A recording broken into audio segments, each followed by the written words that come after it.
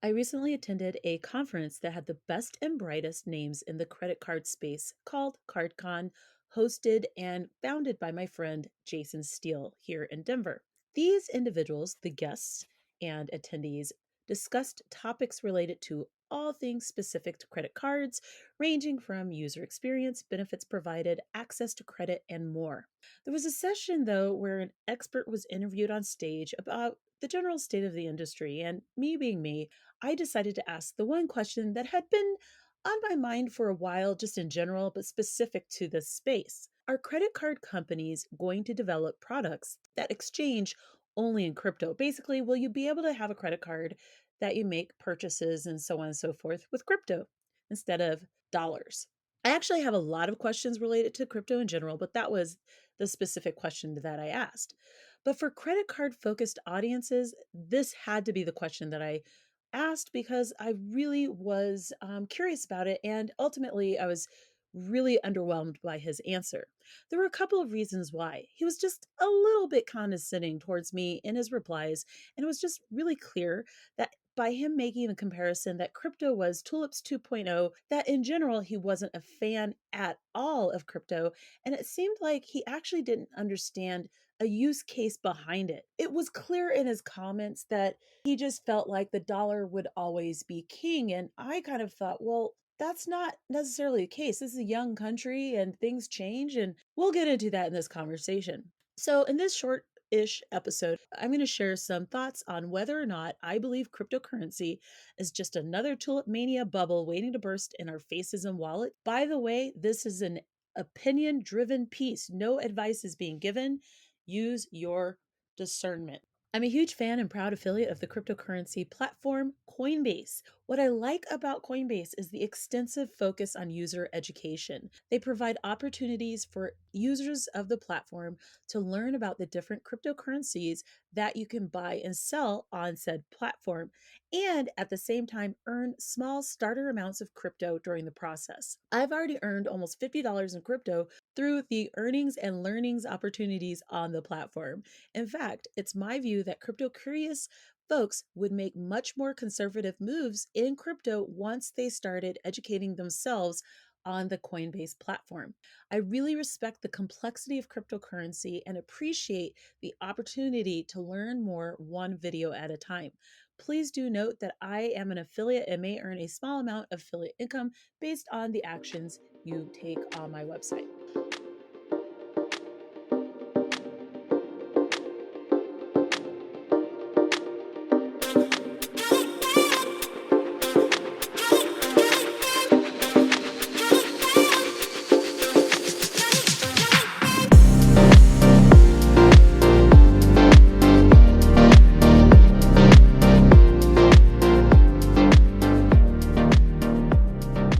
The world went crazy for tulips in the 1600s and created what was the first documented market bubble. Basically, folks went nuts for the beauty of tulips and their price rose exponentially. Eventually, the price dropped significantly and a huge number of people went flat broke. Basically, people were addicted to the money and the idea that they could get rich off of tulips. Here's the thing, prior to 1636, 1637, when that actual collapse happened, what else was there to do than get excited about the beauty of tulips during a really hard time to be alive in history?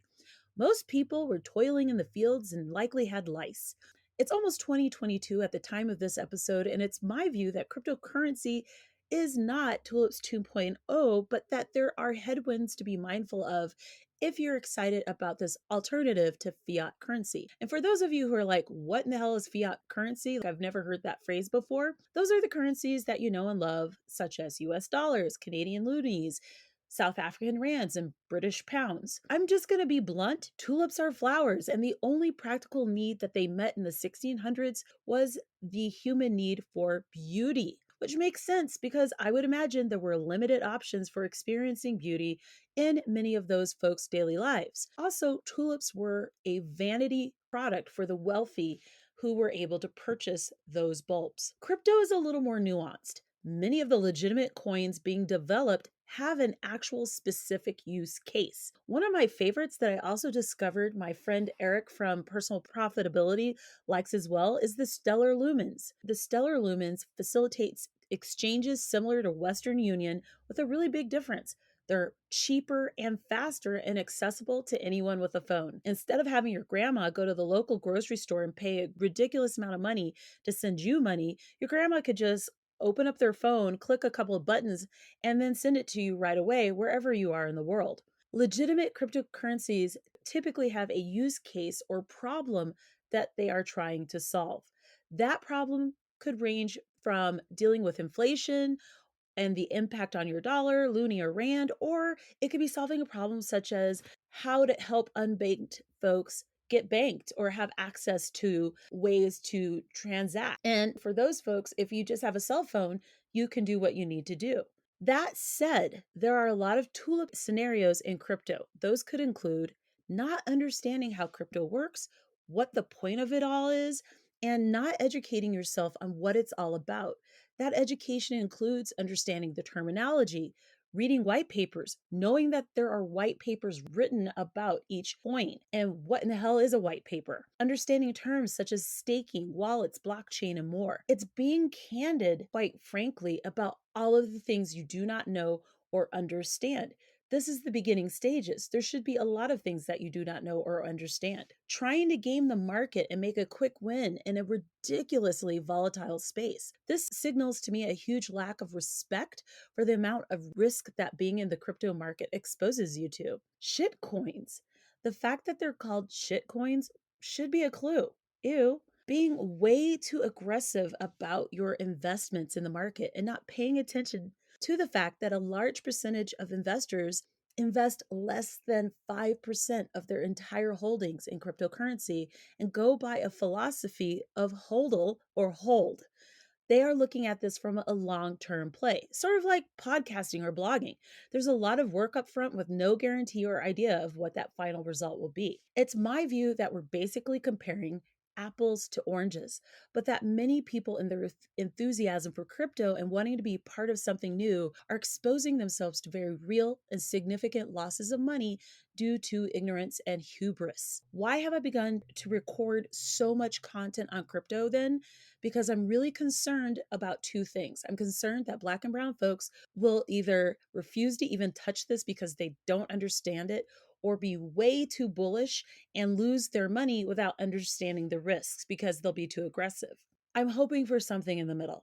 In a recent poll, NORC at the University of Chicago, it was found that 44% of investors in crypto are actually people of color. And there was another poll that came out recently within the last couple of weeks of November 2021 that stated that African Americans were actually far outpacing other communities as investors in crypto. So I thought I would share the lens through which I view the rise and development of cryptocurrency. The Fresno Drop. What is that? It happened in 1958 when Bank of America sent out 60,000 credit cards to unsuspecting folks in Fresno, California. It was the first time that credit cards as we know them were sent in mass to a community. The Bank of America then had to educate its new customer base, what in the hell is a credit card and how to use it. It's now almost 2022. It's 64 years later, and credit cards are in the wallets of billions of users across the world.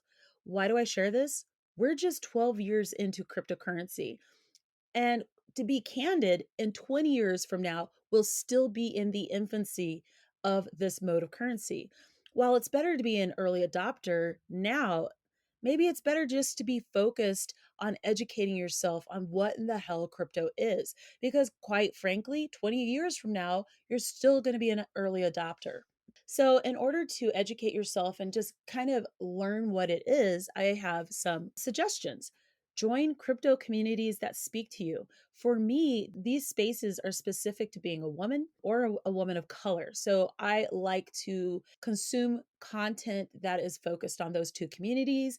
There are nuances that I appreciate in those communities. And so I am in closed Facebook groups, on Twitter. In fact, crypto Twitter is very active and super enthusiastic. Side eye everything. Seriously, use some discernment, as I mentioned in a previous podcast episode that I recorded called I'm Not a Financial Expert. A lot of other people aren't either, specific to cryptocurrency. I bring this up to say that, again, even 20 years from now, we'll still be in the infancy of this space.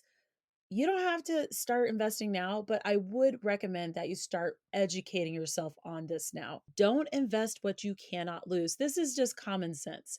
I've made a vow to only invest my coffee money. If I buy a coffee, I can invest the equivalent into crypto. Thoughtfully stack your earnings so you're investing less out of your own earned cash. And what this means is there are some opportunities starting to pop up where you can get rewards and that kind of thing. So I'm currently on the Coinbase waitlist for their debit card. Super excited about this. I will be able to earn up to 4% back in crypto reward. And you can either spend US dollars or crypto on that card, and it's a debit card. I will not have tons of money on it necessarily, but I will use it often enough so that I can earn money back in crypto. So that's my coffee account.